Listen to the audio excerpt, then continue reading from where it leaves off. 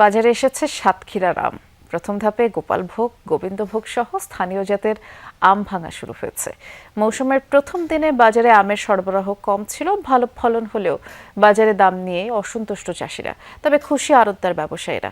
আমে ফরমালিন দিলে কঠোর ব্যবস্থা নেওয়া হবে বলে জানিয়েছে প্রশাসন।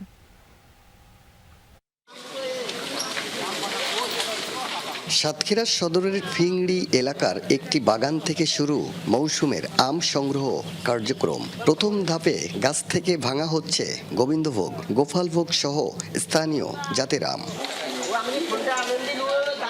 15 মে বাজারে আসবে হিমসাগর, 27 মে ল্যাংড়া, 5 জুন আম্রপালি জাতের আম। কৃষি বিভাগ বলছে এবার ফলন বাম্পার। কেউ যেন বাজার সিন্ডিকেট করতে না পারে, সেজন্য প্রশাসনিক পদক্ষেপ নেয়ার দাবি চাষিদের।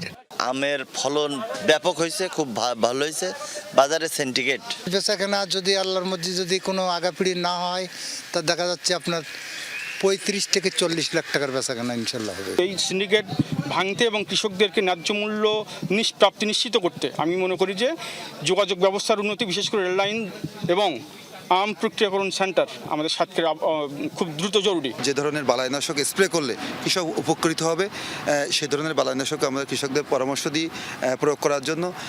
মৌসুমের প্রথম দিন শহরের সুলতানপুর বাজারে আমের সরবরাহ ও ক্রেতা কিছুটা কম। গোবিন্দভোগ ও গোপালভোগ আকার ও প্রকারভেদে দাম ভিন্ন। পাইকারিতে মন প্রতি বিক্রি হচ্ছে সর্বোচ্চ 2000 থেকে 2200 টাকা পর্যন্ত। আগের বছর বিক্রি করেছে সে আম 2800 টাকা মন, সে আম এই বছর 1600 টাকা মন। 2500 টাকা বিক্রি হচ্ছে, 2600 টাকা বিক্রি হচ্ছে, 2000 টাকা বিক্রি হচ্ছে, 1800 টাকা বিক্রি হচ্ছে। মানে আম যেরকম ভালো সেরকম দাম। গোবিন্দভোগ আপনার 16 থেকে 2000-এর ভিতরে, আর গোপালভোগ বিক্রি হচ্ছে আপনার 14 থেকে 1800-এর ভিতরে।